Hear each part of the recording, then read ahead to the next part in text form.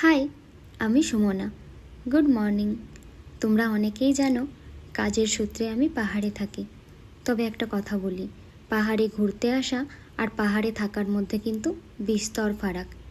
এই যেমন দেখো, মান্থ এন্ড হবার আগেই আমার রুমে চা পাতা শেষ, কিন্তু ওই যে এখানে চাইলেই আমি বিগ বাস্কেট, ব্লিঙ্কিট বা ডানজো এসব থেকে তৎক্ষণাৎ অর্ডার করতে পারি না।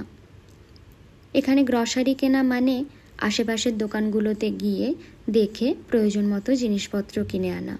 এমনকি ফুড ডেলিভারির ক্ষেত্রেও সেম।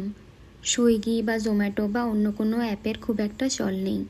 তবে হ্যাঁ, আশেপাশে যে রেস্টুরেন্টগুলো আছে তারা ফুড ডেলিভার করে থাকে, কিন্তু ওই যে প্যাকিং চার্জ আর ডেলিভারি চার্জটা অনেকটা বেশি, এমনকি বেশি টাকার অর্ডারও করতে হয়। আর একটা জিনিস জানো, আমি যেখানে থাকি সেখানে পিৎজা হাট আর ডমিনোজের সার্ভিসটা বেশ ভালো। ব্যাস, আজকে এই সবের পরে বানিয়ে নিয়েছি আমার এই ফাঁকিবাজি খাবারটা। হেলদি কিন্তু, দই আর রুটি। টাটা, আজ এই পর্যন্ত।